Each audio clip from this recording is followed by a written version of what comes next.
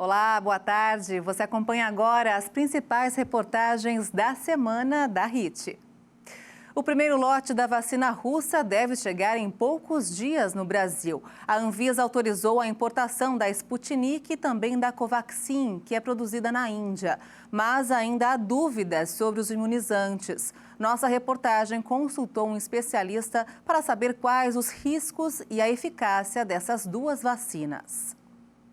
Tanto a Sputnik V quanto a Covaxin vão chegar ao país sob desconfiança. Os dois imunizantes já tiveram pedido de importação negado pela Anvisa anteriormente por falta de informação. A Sputnik é uma vacina russa, produzida com 2 adenovírus inofensivos, que são introduzidos no corpo da pessoa e estimulam a fabricação de anticorpos contra a Covid-19. De acordo com dados do laboratório, a eficácia nos testes foi de 91,6%. O imunizante já foi aceito em pelo menos 67 países. Já a Covaxin foi desenvolvida na Índia e é feita com vírus mortos, incapazes de contaminar uma pessoa, mas que também estimulam a produção de anticorpos. A eficácia, de acordo com dados do fabricante, é de 78% e o imunizante já está sendo usado em pelo menos 9 países. São duas tecnologias já conhecidas que estão sendo utilizadas nessas duas vacinas. A AstraZeneca e a Oxford utilizam também adenovírus. A Sputnik, ela utiliza esses 2 adenovírus diferentes, é uma estratégia um pouquinho diferente que visa promover uma maior imunogenicidade. O que é isso? Quando a pessoa toma a vacina, espera-se que a resposta imune seja maior na produção de anticorpos quando utilizado um tipo só de adenovírus. Porque quanto mais estranho o organismo humano reconhece aquela vacina, maior será a produção de anticorpos. E essa estratégia da Sputnik V é bem interessante, porque ela utiliza 2 adenovírus diferentes, um pouquinho diferente da vacina da AstraZeneca, que utiliza um adenovírus só. E aí, no caso da Covaxin, é uma tecnologia que a gente já domina aqui no Instituto Butantan, né, no Brasil, que utiliza vírus inativado, que é o mesmo procedimento da vacina Coronavac hoje, que é a vacina mais disponível hoje para os brasileiros. A própria área técnica da Anvisa admitiu que ainda há muitas dúvidas em relação a essas duas vacinas. Por isso, a aprovação aconteceu com uma série de restrições. E, em resumo, apenas pessoas saudáveis e adultas poderão receber esses 2 imunizantes. Gestantes, mulheres que pretendem engravidar no prazo de 1 ano e pessoas com doenças crônicas, entre outras, não poderão tomar. Os lotes desses 2 imunizantes que chegarem ao Brasil ainda terão de ser vistoriados pela Anvisa antes da distribuição. E caso não estejam de acordo com as normas estabelecidas pela agência, a autorização pode até ser cancelada. A Anvisa, ela autorizou o uso dessas vacinas com restrição, no sentido de que hoje nós temos poucas vacinas disponíveis, né? E a gente percebe que nós não estamos no controle da pandemia no Brasil, a porcentagem de indivíduos vacinados ainda é muito baixa, e a gente poderia estar vacinando mais, mas por conta da falta de vacinas, a gente está imunizando muito pouco. Então, elas estão entrando nesse cardápio de vacinas hoje para justamente ajudar numa maior imunização dos brasileiros. Apenas 1% da população terá acesso aos 40 milhões de doses da vacina russa e indiana. A Sputnik V foi liberada apenas para 6 estados do Nordeste. Essa quantidade deve ter pouco impacto na fila de espera, segundo especialistas, mas já representa uma ajuda. A vacina é um capital de risco que precisa ser investido. Não é fácil investir em vacina, e muito menos em épocas como essa, que nós precisamos investir em vacina e termos vacina para a população mundial. Nós temos uma pandemia onde nós precisamos imunizar todos os cidadãos de todos os países do mundo inteiro. Mas eu tenho a impressão que essas 2 empresas são empresas que podem, em curto prazo de tempo, aumentar muito o fornecimento e, assim, melhorarmos nossa capacidade de vacinação. O Bharat Biotech, laboratório que produz a vacina Covaxin contra a Covid-19, está recrutando voluntários no Brasil para os testes de fase 3 do imunizante. Segundo o Instituto de Pesquisa Clínica de Campinas, ao todo serão escolhidos 4.500 voluntários nas cidades de São Paulo, Campinas, Rio de Janeiro, Salvador e Campo Grande. Os estudos serão coordenados pelo Hospital Albert Einstein.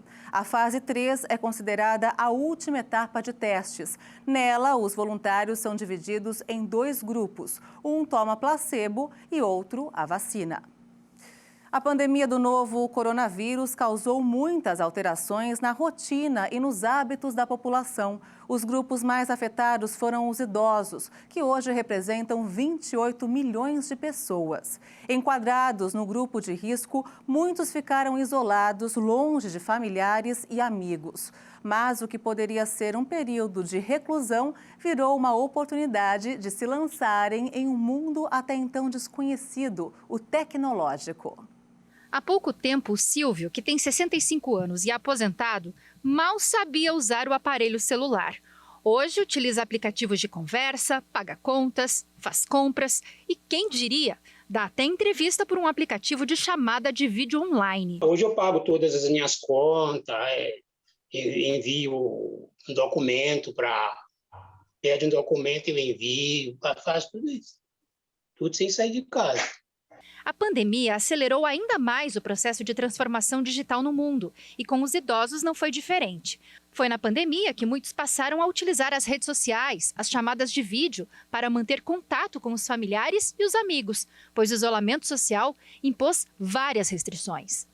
Uma pesquisa realizada pela Confederação Nacional de Dirigentes e Lojistas e pelo Serviço de Proteção ao Crédito só confirma que nos últimos anos houve um forte avanço do número de idosos com acesso à internet. O percentual de pessoas com mais de 60 anos no Brasil navegando na rede mundial de computadores cresceu de 68% em 2018 para 97% agora em 2021. E o principal meio de acesso é o smartphone, citado por 84% dos idosos que usam a internet. Muitos idosos passaram a utilizar não só a tecnologia para conversação com familiares, mas também para fazer compra. Isso daí leva até a gente a enxergar de uma maneira diferente essa população que está incluída digitalmente, porque isso representa até oportunidades de negócio, né? A dona Lourdes, de 73 anos, percebeu a necessidade de se inserir no mundo digital.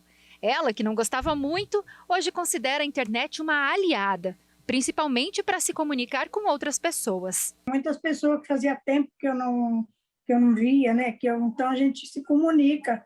Pessoa de 4 anos atrás que eu nem conseguia falar, e agora no Face eu encontrei, entende? Então, passei a comunicar com a pessoa.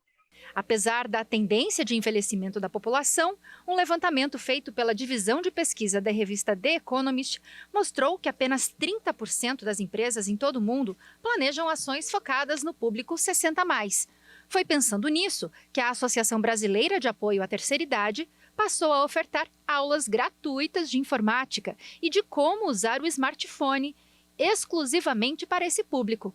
Esses conhecimentos abriram um leque de oportunidades para essa geração que tem disposição de sobra para interagir através das novas tecnologias, principalmente em tempos de pandemia. Nosso objetivo é fazer com que o idoso ele viva mais, viva com mais saúde, né? O trabalho da Abrat hoje tem casos de idosos que há um tempo atrás, até devido à pandemia, eles não estavam nem saindo de casa, né? E devido ao trabalho que a gente está oferecendo de maneira online, eles estão conseguindo interagir mais, diminuir essa sensação de isolamento. Na capital federal do Brasil, o agronegócio tem se expandido. No último ano, o valor bruto da produção aumentou em 23%. Nossa equipe de reportagem em Brasília foi conferir uma produção de tomates livre de agrotóxicos que mudou a vida de uma família. Nesta propriedade, a 30 quilômetros da Esplanada dos Ministérios, em pouco mais de 1 hectare, o Robério diversifica a produção entre 6 principais cultivos, incluindo tomate, cenoura e rabanete. Aqui o plantio começou há 2 anos e periodicamente é renovado e ampliado. O cultivo da terra começou após uma virada que o Robério deu na própria vida. Passei um tempo trabalhando, saindo daqui para ir para a cidade, trabalhar em área de evento, área em loja, e deixando aqui, morando na terra, saindo para ir trabalhar longe, né, distante. Um dos principais motivos é assim, a paixão por gostar é o que eu gosto de fazer, e deixar para a gente sair para ir trabalhar fora de casa, trabalhar longe, e deixando aqui onde o nosso quintal é o nosso escritório.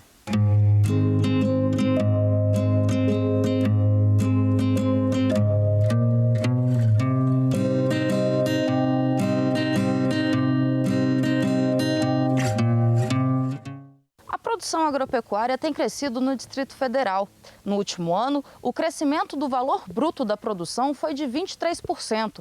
E muitos proprietários têm apostado no cultivo de orgânicos, como nesta fazenda, onde o tomate sem agrotóxico é o carro-chefe. A desvantagem é a gente perde na questão de produção, né, produz menos, sofre mais ataques de pragas, mas em compensação a gente ganha no preço final do produto, porque é um preço mais bem remunerado por ser livre de agrotóxicos, ser livre de produtos químicos. E bom, excelente para a nossa saúde, que se protege muito, não está exposto aos venenos, aos químicos que é utilizado nas lavouras. A produção daqui é toda higienizada manualmente e vendida na Central de Abastecimento do Distrito Federal, a CEASA, além de feiras locais. Na dúvida sobre o manejo e gerenciamento do negócio, o Robério procura o técnico do Senar, que está à disposição pelo celular durante a pandemia. O Thiago explica a vocação do agro-brasiliense e relata que parte da produção daqui é vendida em outros estados. O Distrito Federal se destaca pela produção de morango, na região de Braslândia, uma cultura de valor agregado. Também se destaca pelo cultivo de tomate e pimentão na região da Taquara, principalmente em estufas. Nós temos na região do Padef e Cristalina também grandes áreas de pivô central, onde são cultivados cenoura, batata, alho e cebola. E temos 2 culturas das frutas que se destacam aqui no DF, que é a goiaba e o maracujá. Então essas são as principais culturas cultivadas aqui, e toda essa produção vai para o CEASA e para os supermercados. Também há produção para fora do DF, onde pessoas de Barreiras, Minas Gerais, Bahia vêm buscar esses produtos aqui, o nosso CEASA, junto aos nossos produtores, e esse produto sai do DF. Mais de 1 milhão de visitas técnicas e atendimentos gerenciais já foram realizados pelo Senar. São pelo menos 200 mil famílias rurais beneficiadas no país, e a do Robério é uma delas. A lida com a terra ele sabe bem como é, mas para entender toda a papelada que envolve o agronegócio, essa força tem sido essencial. Muitas vezes na questão de controle vamos dizer assim, no controle do que entra, de receita, da gente ter o controle de tudo, notas, nos ajuda orienta até a conseguir tudo que a gente fizer, anotar, tudo que for produzido, ser anotado o que está colhendo, o que está sendo feito, e basear no que a gente para a gente saber se está ganhando, se está perdendo. E também nos auxilia, a gente é bom, porque a gente tem que ter controle de nota fiscal, tudo para ele pede, assim, o técnico pede para que a gente possa estar guardando, para que a gente possa estar fazendo uma prestação de contas futuramente. Um leilão virtual com tecnologia NFT que funciona mais ou menos como um certificado de propriedade para um produto digital foi realizado pela primeira vez aqui no Brasil. No mundo, esses tipos de leilões são cada vez mais frequentes. O evento é um marco para os artistas digitais do Brasil. Além de levar a startup nacional para outro patamar, também garante a preservação de direitos autorais e de propriedade dentro do ambiente virtual. O leilão promovido pela Inova em parceria com a startup acontece no mês de junho e irá ofertar uma obra do artista plástico baiano Bel Borba. Caroline, CEO da Inspire IP, é mestre em direitos autorais pela Universidade da Califórnia, nos Estados Unidos. Ela explica o que é e qual a tecnologia por trás do NFT. O NFT, ele, como o nome já diz, é non-fungible token não fungível. E diferentemente dos tokens fungíveis, que são os tokens que a gente conhecia até então, vou dar um exemplo. Um Bitcoin é um token fungível. Dinheiro, moeda, são uma forma de tokens fungíveis. São tokens que podem ser trocados. Então, se você substituir 10 Bitcoins por 5 Bitcoins, cada um por duas partes de 5 Bitcoins, dá no mesmo. Se você substituir uma cédula de R$10 por 2 cédulas de 5, dá no mesmo. Tokens não fungíveis são tokens que não podem ser trocados. Então, são objetos de valor no universo digital que você não pode simplesmente trocar por outro objeto do mesmo valor. O que representa esse leilão, esse evento virtual promovido pela startup junto com a Inova, em termos históricos, dentro dessa nova modalidade de leilão e também de preservação de direitos autorais? Significa que a gente está, pela primeira vez, conseguindo aproximar o universo digital do universo físico. Então, para as pessoas que só produziam arte no universo digital, isso cria um novo paradigma. As pessoas que produziam arte no universo digital até então, elas não tinham uma forma efetiva de rentabilizar nesse universo digital, justamente porque não havia escassez. E essa tecnologia, ela atribui escassez ao universo digital, da mesma forma que existe escassez no universo físico. Então a gente está aproximando os dois universos. O diretor da Inova em Dourados explica como vai funcionar o leilão virtual com o sistema NFT de certificação digital. A princípio, as pessoas elas se ingressam na plataforma, né, da Inspire IP. Uma vez ela ingressando ali, ela pode ali colocar o seu capital, né, seja por cartão, por boleto, e isso é transformado em Ethereum, que é uma moeda, é uma criptomoeda, e a partir disso ela pode fazer a compra ali ou o direcionamento das suas criptomoedas no leilão, né? Então aí ela pode fazer os seus lances no NFT. Fabiano lembra que os lances só poderão ser dados com a criptomoeda usada na plataforma virtual da Inspire IP. As pessoas precisam de comprar, até mesmo porque faz parte da própria plataforma, né, do blockchain, então ela precisa de comprar uma criptomoeda, nesse caso a Ethereum, né, ela tem que transformar o seu dinheiro real em Ethereum, até mesmo porque faz parte de todo o ecossistema ali dentro né, de segurança. Né, o blockchain ela opera com criptomoedas, então, e o NFT também faz parte da questão do blockchain, até mesmo porque é a tecnologia que se desenvolveu. A tela de Bel Borba, avaliada em R$100 mil, será fracionada em 100 cotas para que vários participantes possam levar para casa uma parte da obra. Essa foi uma forma encontrada pela startup de democratizar o leilão. As pessoas elas se ingressam na plataforma, né, da Inspire IP. Uma vez ela ingressando ali, ela pode ali colocar o seu capital, né, seja por cartão, por boleto, e isso é transformado em Ethereum, que é uma moeda, é uma criptomoeda, e a partir disso ela pode fazer a compra ali ou o direcionamento das suas criptomoedas no leilão, né? Então aí ela pode fazer os seus lances no NFT. A atividade física pode ser a melhor saída para manter o corpo e a mente em ordem durante a pandemia. E a prática de pilates garante esse equilíbrio. Correria, agitação. Em passos acelerados, vivemos momentos apreensivos com a chegada de uma pandemia que veio sem aviso prévio.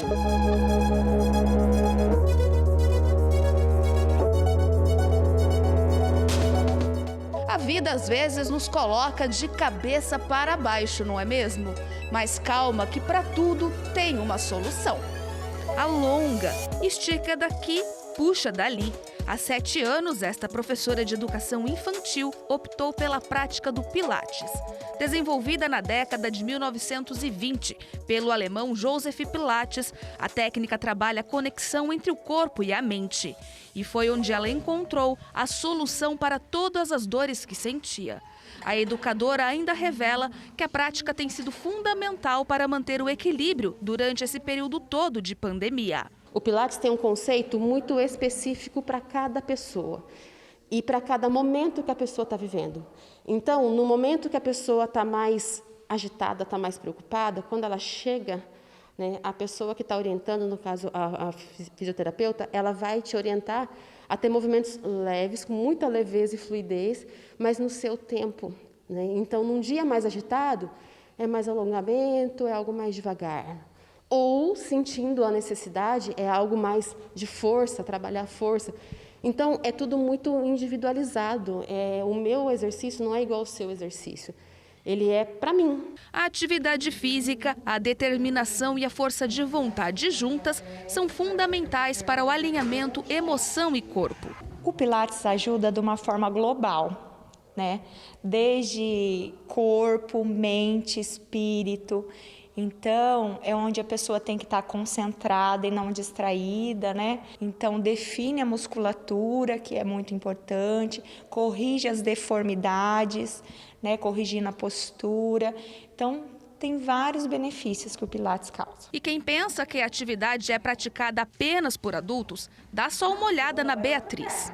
Essa prática é indicada para todas as idades, a partir dos 5 anos, através de quando o paciente tem a consciência corporal, de sabe obedecer os comandos verbais e até a terceira idade. Eu gosto muito de Pilates, eu faço desde a barriga da minha mãe.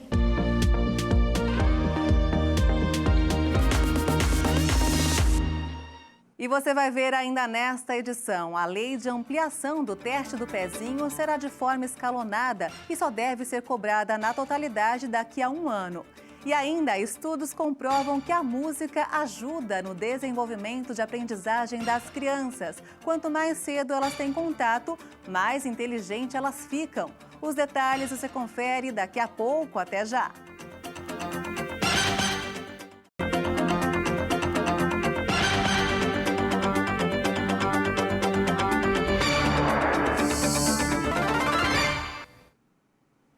Apesar de ter sido sancionada, a lei que aumenta de 6 para 53 o número de doenças possíveis de serem detectadas no teste do pezinho pelo SUS só deve ser cobrada na totalidade daqui a 1 ano. Isso porque a ampliação vai ocorrer de forma escalonada.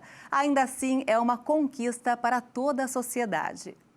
Atualmente, o teste feito com algumas gotas de sangue retiradas do calcanhar do bebê recém-nascido, disponível na rede pública de saúde, detecta 6 patologias. Fenilcetonúria, o hipotireoidismo congênito, as galactosemias, a deficiência da biotinidase, anemia falciforme e a fibrose cística. São essas 6 patologias que ele detecta hoje pelo SUS. Quem quiser fazer o teste ampliado, que detecta mais de 50 doenças, vai desembolsar entre R$ 250 e R$ 400 nos laboratórios particulares. Teste que os convênios de saúde pagam, eles cobrem para os usuários, ele abrange muito mais e isso favorece a saúde desses nenezinhos que são feito o teste ampliado. Agora, com a sanção do presidente da República, toda a população terá acesso ao teste do pezinho ampliado de graça pelo SUS.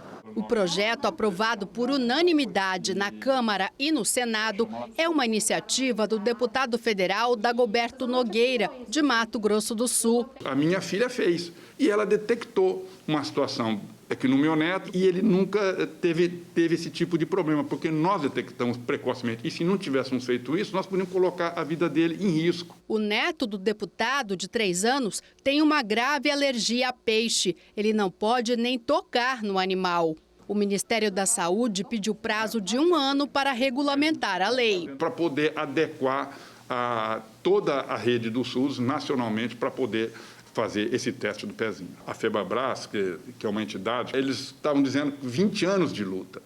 Então, a gente esperar mais um ano para que isso se concretize, acho que é um período curto. Mas, em muitos lugares, se houver a boa vontade do governo federal, aqui em Campo Grande pode já ser iniciado imediatamente após a publicação da lei. Para o pediatra e diretor técnico da APAI, instituição que atende crianças especiais, muitas com sequelas que poderiam ter sido evitadas, a aprovação da lei é uma conquista de toda a sociedade. Essas crianças sendo detectadas precocemente, o tratamento sendo feito de uma forma eficaz, vai evitar internações, vai evitar exames desnecessários, porque para você chegar a um diagnóstico depois é muito mais difícil. E se você detecta precocemente, o tratamento muitas vezes é simples e você tem um efeito maravilhoso. Agora você vai conhecer uma iniciativa brilhante de uma professora da Rede Municipal de Campo Grande, capital de Mato Grosso do Sul. Para encarar os desafios das aulas online durante a pandemia, alunos criam, escrevem, interpretam e o resultado será a publicação de um livro. Lavínia, 10 anos de idade, escreveu o poema Amora em homenagem à cachorrinha dela. Uma cachorra sapeca. Ela é alegre, brincalhona, ela corre, ela pula, ela brinca, ela até abraça. Pedro, 9 anos de idade. Título da poesia? Poesia. Poesia são combinações de palavras expressadas de amor, de alegria e tristezas. E são formadas em estrofes, pois são escritas por sentimentos. Isadora, 9 anos de idade, escreveu um poema em homenagem ao pai que morreu no início do ano, vítima do coronavírus.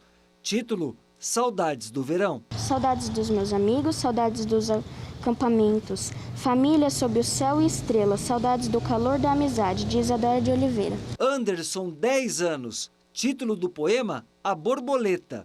Uma lagarta tão fofa. Precisa comer, senão vai morrer. Precisa crescer, senão vai morrer. Depois de comer folhinhas para viver e não morrer, virou uma borboleta e bateu asas, como se fosse avião decolando. Essa comparação com o avião cá entre nós é um achado poético, né? Muito bonito. Quem incentivou você a escrever, Anderson? Carmen Lúcia. Como o Anderson disse, a ideia surgiu com a professora Carmen Lúcia, da Escola Municipal Oliva Enciso, aqui no bairro Tiradentes, e teve a primeira fase, que foi no mês de março, você vai ver imagens agora, que foi o contato dos alunos da 5ª série com alguns escritores de Mato Grosso do Sul. Depois desse contato, veio a segunda fase, que é a elaboração dos poemas e também da prosa. E a terceira fase, qual que é? A terceira fase será a elaboração do livro deles em uma editora. Nós já temos até o momento 300 volumes já de livros já que vão ser lançados. Quando eles fazem a declaração do que esse projeto está fazendo com eles, e quando eu recebo o escrito deles, o poema, que eu vou trabalhar esse poema, vestir uma roupinha de festa nele, eu fico encantada com cada um que eu leio. Agora vamos saber qual a transformação que esse projeto trouxe na vida desses alunos. Eu era muito tímida,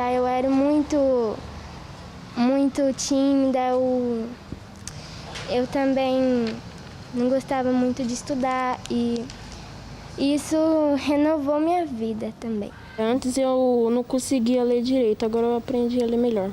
Quando você escreve assim, o que acontece com a sua mente? Ela fica mais inteligente. O projeto envolve 30 alunos. Esse grupo é apenas um exemplo. Dá gosto de ver essas crianças libertando as palavras. O seu Manuel fica feliz da vida. A música faz parte da nossa vida no dia a dia e estudos comprovam que ela ajuda no desenvolvimento de aprendizagem das crianças. E quanto mais cedo elas têm contato com instrumentos musicais ou canto, mais inteligentes elas ficam. Uma família musical, pais e filhos que compartilham a paixão pelos instrumentos musicais. O Pedro, desde muito pequeno, ele começou a demonstrar interesse pelo instrumento e depois que aprendeu, não parou mais de tocar. Eu gosto bastante de bateria. Eu gosto de perceber a bateria nas músicas, mas eu gosto de tocar bateria. Eu gosto de escutar a bateria também. O Arthur se inspirou no irmão e também quis aprender. Começou com o piano. Só que ele não se contentou apenas com um instrumento. Além do piano, ele também sabe tocar guitarra e violão. O piano foi o primeiro instrumento que eu comecei a tocar. E eu era, muito pequeno, uns 4, 5 anos. E aí eu falei, não quero mais tocar piano. E aí eu comecei a tocar guitarra. Por que você gosta tanto de tocar algum instrumento musical? Porque eu acho muito legal. Saber tocar algo e ainda ser uma música que você gosta de ouvir, assim. O Felipe, que tem só 2 aninhos, ainda não entende nada de música, mas já está no caminho da iniciação musical.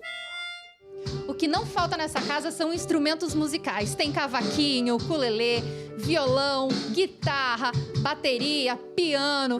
A iniciação musical aqui começou muito cedo e de uma forma super natural. Mas a gente sempre escutou música em casa, a gente sempre gostou de música. E o Pedro sempre demonstrou interesse por batucar as coisas. Ele sempre gostava de ouvir as coisas e batucar. Então, dali para a bateria foi um pulo, né? A gente colocou ele na musicalização para estimular. Ele queria subir no palco, porque o Arthur gosta muito de um palco, gosta de aparecer, gosta de ser visto. E ele queria aparecer no palco, e para aparecer no palco ele tinha que aprender algum instrumento. Aí ele foi para teclas, depois ele foi para cordas, e também foi curtindo, foi evoluindo. A música pode ser uma grande aliada no desenvolvimento das crianças. Segundo especialistas, além de super divertida, traz outros benefícios no desenvolvimento da sensibilidade, criatividade, memória, raciocínio lógico e também contribui na alfabetização. Ela também vai ser agregada em partes festivas, tá certo? Em aprendizados, por exemplo, daqueles que necessitam de várias repetições. Existe uma série de músicas dentro da pedagogia, mesmo do fundamental, onde a professora se pode utilizar de música, por exemplo, para aprender tabuada. Então, faz parte da nossa rotina essa música, essa construção melódica ou rítmica, principalmente rítmica, né, que a gente utiliza para os aprendizados. E a música, que sempre esteve presente na vida do Pedro e do Arthur, teve um papel importante no desenvolvimento deles. E no que depender do pai dos dois, ela vai continuar fazendo parte da vida da família. Porque se contribuiu para o desenvolvimento cognitivo, nada melhor do que ouvir e tocar boas canções. O Pedro, ele desenvolveu muito, principalmente coordenação motora, também muito de raciocínio lógico. O Arthur, muita questão de raciocínio. Ele teve uma melhora muito grande desde que ele começou a estudar música também. E essa edição termina aqui. Você acompanha outras informações durante a nossa programação. E se quiser rever as nossas reportagens, é só acessar o canal HIT Notícias no YouTube. Um excelente domingo para você e obrigada pela companhia. Tchau!